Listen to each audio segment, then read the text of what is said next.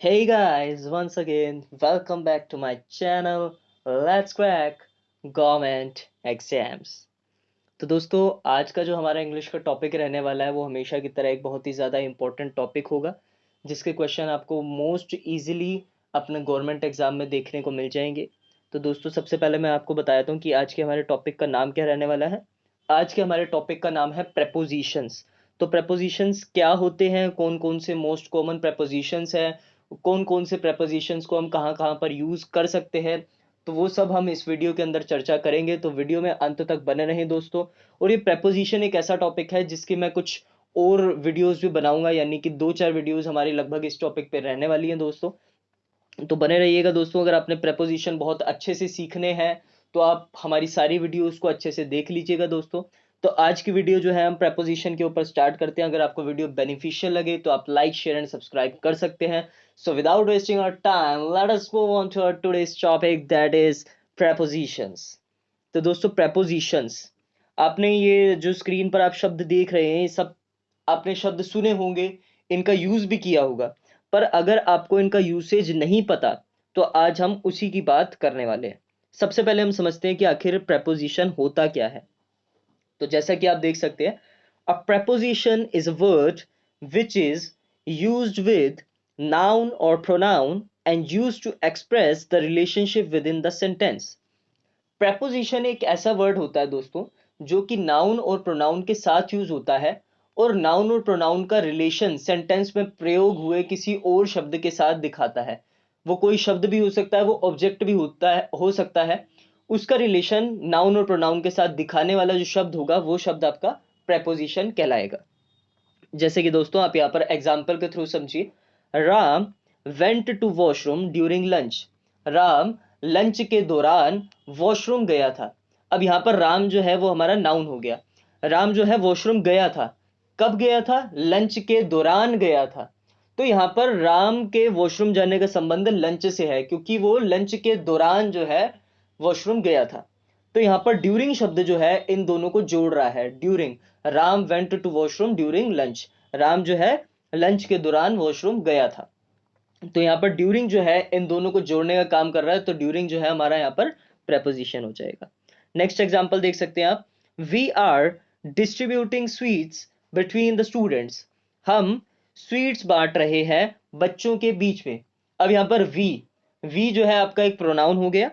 हम जो है यानी कि स्वीट्स बांट रहे हैं, और किसके बीच में बांट रहे हैं? बच्चों के बीच में बांट रहे हैं।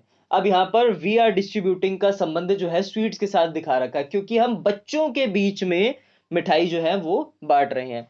तो यहाँ पर इन दोनों को जोड़ने का काम जो है वो बिटवीन कर रहा है। तो बिटवीन जो है हमारा यहाँ पर एक प्रेपोजिशन हो जाएगा। तो आई होप दोस्तों आपको प्रेपोजिशन की बेसिक बात समझ आ गई होगी कि प्रेपोजिशन होता क्या है और उसको किस तरह से सेंटेंस में यूज किया जाता है।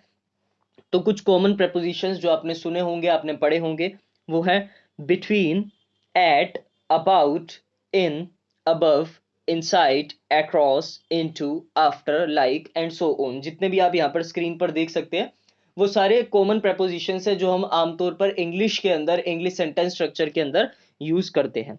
तो इनमें से मोस्ट कॉमनली जो यूज किए जाते हैं, जो सबसे ज्यादा पूछे जाते हैं आपके एग्जाम्स में या जो आपके काम आने वाले हैं, उनकी चर्चा हम करेंगे। तो चलिए दोस्तों आगे बढ़ जाते हैं। सबसे पहले हमने लिया है जो प्रेपोजिशन जो सबसे ज्यादा भी यूज किया जाता है वो है फ्रॉम। तो फ्रॉम का जो हिंदी अर्थ होता है वो निकलता है से। तो इसके बारे में समझते हैं। सबसे पहले फ्रॉम को आप कब यूज करेंगे? जब किसी जगह से, आपने हिंदी में बोलना हो किसी जगह से। जैसे कि एग्जाम्पल के थ्रू समझिए। I am coming from Bangladesh. मैं बांग्लादेश से आ रहा हूं। यानी कोई जगह है, बांग्लादेश जो है कोई जगह है और आप बता रहे हैं कि मैं उस जगह से आ रहा हूं।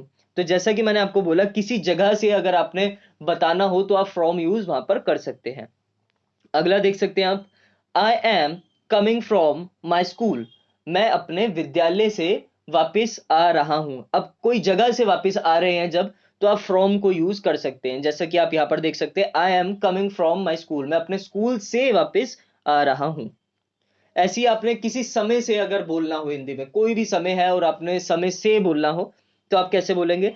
I will work from tomorrow. मैं कल से काम करूंगा। तो अब आपने यहाँ पर फ्रॉम का यूज करके आपने उसको हिंदी में इजीली बोल दिया कि मैं कल से काम करूंगा, I will work from tomorrow. ऐसे ही आप अगला सेंटेंस देख सकते हैं, Ram was working from 10 PM। Ram 10 बजे से काम कर रहा था। अब यहाँ पर समय आप फिर दिखा रहे हैं, समय से आपने बोलना है, तो जब समय से बोलना हो तब भी आप फ्रॉम यूज कर सकते हैं। Ram was working from 10 PM, Ram 10 बजे से काम कर रहा था। ठीक है दोस्तों, आई होप आपको ये दो चीजें समझ आ गई होंगी। तीसरा पढ़ते हैं, अगर आपने किसी स्रोत से, फ्रॉम एनी सोर्स दिखाना हो कि हमने कोई चीज कहाँ से ली है, सोर्स बताना हो उसका, तब भी आप फ्रॉम यूज कर सकते हैं। जैसे कि आप देखिए, Shyam copied it from the book. Shyam ने इसे कॉपी किया था बुक में से, यानी सोर्स क्या हो गया, बुक में से। अब आपने से बोलना था फिर से, तो आपने फ्रॉम यूज कर दिया। श्याम ने इसे कॉपी किया था बुक में से, Shyam copied it from the book. I hope दोस्तों आपको फ्रॉम जो है वो अच्छे से समझ आ गया होगा। इसी के साथ हम आगे बढ़ जाते हैं दोस्तों। अगर आपको फ्रॉम अच्छे से समझ नहीं आया तो आप वीडियो पॉज करके इसे एक और बार या 2-3 बार अच्छे से सुन सकते हैं, इसके नोट साथ साथ प्रिपेयर कर सकते हैं। फिर भी अगर आपका कोई डाउट रहता है तो आप कमेंट बॉक्स में कमेंट कर सकते हैं।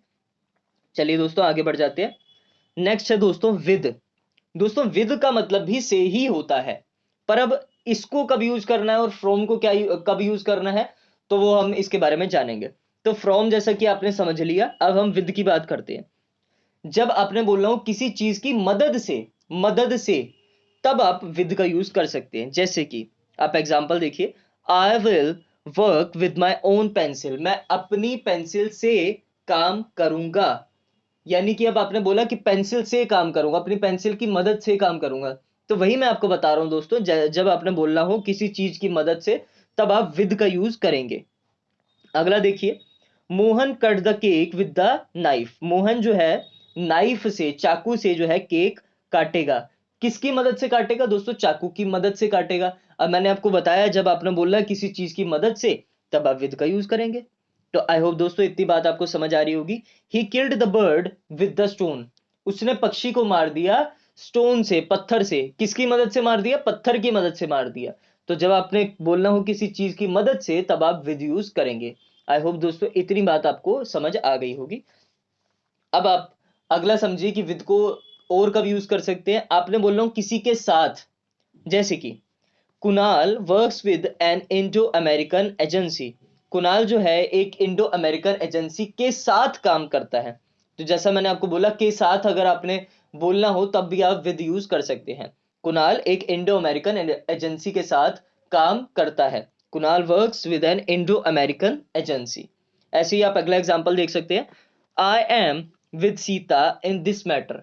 मैं इस मुद्दे में सीता के साथ हूं। अब फिर आगे किसी के साथ जब आपने बोलना है तो आप विद यूज कर सकते हैं। आपने यहाँ पे बोलना था मैं इस मुद्दे में, मैं इस मामले में सीता के साथ हूं, तो आपने बोला I am with Sita in this matter. तो आई होप दोस्तों आपको विद भी अच्छे से समझ आ गया होगा। फिर से एक बार वही बोलूंगा कि अगर आपको विद समझने में कोई कठिनाई आ रही है तो आप वीडियो पॉज करके इसे 2-3 बार और अच्छे से सुन सकते हैं, और साथ ही साथ अपने नोट्स भी प्रिपेयर कर सकते हैं दोस्तों। चलिए दोस्तों आगे बढ़ जाते हैं हम इसी के साथ। नेक्स्ट है दोस्तों आफ्टर। तो आफ्टर भी आपने बहुत कॉमनली सुना ही होगा। आफ्टर भी एक प्रेपोजिशन है। आफ्टर का अर्थ होता है दोस्तों के बाद या के पीछे, और इसको किस तरह से यूज करना है दोस्तों वो समझते हैं। अब आपने बताना हो समय के बाद, किसी समय के बाद, आफ्टर सम टाइम, तो आप आफ्टर का यूज करेंगे। जैसे कि I will meet you after a week. मैं तुमसे एक हफ्ते के बाद मिलूंगा। अब यहां पर आपने बोला के बाद मिलूंगा, तो जब मैंने आपको बोला कि आपने टाइम के साथ के बाद लगाना हो तो आप आफ्टर लगा सकते हैं। जैसे यहां पे हो गया, I will meet you after a week. मैं तुमसे एक हफ्ते के बाद मिलूंगा। ऐसी अगला एग्जांपल देख सकते हैं दोस्तों आप, they gone to Bangalore after a month. वो जो थे बेंगलोर गए थे 1 महीने के बाद। वह बेंगलोर गए थे 1 महीने के बाद। अब फिर आपने के बाद बोलना है हिंदी में, तो आप इंग्लिश में आफ्टर का यूज कर सकते हैं। आई होप दोस्तों आपको इतनी बात समझ आ गई होगी आफ्टर के बारे में। अब आप दूसरा कब यूज कर सकते हैं, कौन सी सिचुएशन में यूज कर सकते हैं आफ्टर को, जो आपने बोलना हो किसी के पीछे, आफ्टर समवन, यानी किसी के पीछे। देखिए एग्जांपल के थ्रू समझिए, he entered in the party after their parents. वो पार्टी में एंटर हुआ अपने पेरेंट्स के पीछे। मतलब अपने पेरेंट्स के पीछे एंटर हुआ है, वो अपने पेरेंट्स के पीछे पीछे आया था। तो जब आपने के पीछे बोलना हो तब भी आप आफ्टर यूज कर सकते हैं। He is after his father to buy a bicycle. वह अपने पापा के पीछे लगा हुआ है बाइसिकल खरीदने के लिए। अब यहां पर फिर आपने हिंदी में बोला के पीछे, तो जब आपने के पीछे का यूज करना हो इंग्लिश में तो आप आफ्टर प्रेपोजिशन का यूज कर सकते हैं सेंटेंस में। इसी के साथ दोस्तों अगला एग्जांपल आप देख सकते हैं, the dog was after the cat.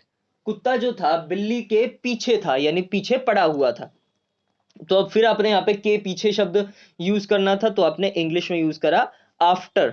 The dog was after the cat. I hope दोस्तों आपको आफ्टर प्रेपोजिशन समझ आ गया होगा। इसी के साथ हम आगे बढ़ जाते हैं। नेक्स्ट है दोस्तों बाई। बाई जिसका अर्थ निकलता है द्वारा, के द्वारा। तो अब बाई का यूज कब करना है, बाई प्रेपोजिशन का, वो हम समझ लेते हैं यहाँ पे। जो आपने बोलना हो किसी के द्वारा, जैसे कि I was slapped by someone in the crowd. मेरे को किसी के द्वारा चाटा पड़ा भीड़ में। अब किसी के द्वारा, अपने द्वारा बोलना था, तो आपने बाई शब्द का, बाई प्रेपोजिशन का यूज सेंटेंस में किया। तो जब आपने किसी के द्वारा बोलना हो तो आप बाई का यूज कर सकते हैं। Ram was helped bye Mohini in his homework. Ram की मदद मोहिनी के द्वारा की गई होमवर्क में। अब मोहिनी के द्वारा आपने फिर से बोलना था, तो आपने बाई प्रपोजिशन का सेंटेंस में यूज किया। आई होप दोस्तों इतनी बात आपको समझ आ गई होगी बाई के बारे में। आगे बढ़ जाते हैं। जब आपने से बोलना हो हिंदी में तब भी आप बाई का यूज कर सकते हैं। कैसे कर सकते हैं दोस्तों, समझते हैं। I travelled by the car. मैंने कार से ट्रेवल किया। अब आपने यहाँ पे से बोला, मैंने कार से ट्रेवल किया। तो दोस्तों जब आपने से भी बोलना हो तब भी आप बाई का यूज कर सकते हैं। He is coming by afternoon flight. वह आफ्टरनून फ्लाइट से आ रहा है। अब आपने यहां पर से बोला हिंदी में, तो आप इसको इंग्लिश में बाई बोल सकते हैं। अगला देखिए दोस्तों, बाई को हम हिंदी में अगर हमने तक बोलना हो, पर सिर्फ तक आप कब बोलेंगे, जब आप सिंपल फ्यूचर टेंस का प्रयोग कर रहे होंगे, तब आपने सिर्फ बाई का यूज करना है तक के अर्थ में। चलिए समझते हैं मैं कैसे इसकी बात कर रहा हूं। यानी श्याम विल रीच बाय 12 नून। श्याम 12 बजे तक पहुंच जाएगा। अब मैंने यहां पे बोला तक, तो जब आपने तक बोलना है और सिंपल फ्यूचर टेंस में बोलना है, जब विल शैल यूज होते हैं दोस्तों, आई होप आपको टेंस के बारे में पता होगा। तो जब सिंपल फ्यूचर टेंस में आपने तक का यूज करना है, तब आप बाई का यूज कर सकते हैं। ऐसे ही मैं बोलूं, Nisha will reach in party by 1 PM। Nisha 1 बजे तक पार्टी में पहुंच जाएगी। अब मैंने फिर से future tense, simple future tense बोला और मैंने तक भी बोला। निशा 1 बजे तक पार्टी में पहुंच जाएगी। सिंपल फ्यूचर टेंस था और तक मैंने बोलना था, तो मैंने बाई का यूज किया। तो आई होप दोस्तों आपको बाय प्रेपोजिशन का भी यूसेज जो है वो समझ आ गया होगा। तो आज की वीडियो में दोस्तों बस हमने इतने ही प्रेपोजिशन की चर्चा करी। अगली वीडियो में हम कुछ नेक्स्ट प्रेपोजिशंस के ऊपर और चर्चा करेंगे दोस्तों। तो आई होप आपको आज के जो हमने जितने भी प्रेपोजिशंस पर बात की है, उतने आपको प्रेपोजिशंस अच्छे से समझ आ गए होंगे। और जैसा कि मैं साथ साथ भी बोल रहा था, आप नोट्स प्रिपेयर कर सकते हैं। अगर आपको किसी में कंफ्यूजन हो रही है तो आप वीडियो को पॉज करके उसे 2-3 बार फिर से रिप्ले कर सकते हैं। और फिर भी अगर आपका डाउट रहता है तो आप कमेंट बॉक्स में हमें कमेंट भी कर सकते हैं। तो आई होप दोस्तों आज की वीडियो आपके लिए बेनिफिशियल रही होगी। आप लाइक, शेयर एंड सब्सक्राइब कर सकते हैं। तो आज की वीडियो में दोस्तों बस इतना ही। मिलते हैं अपनी नेक्स्ट वीडियो में फिर किसी नए टॉपिक के साथ। तब तक के लिए दोस्तों धन्यवाद।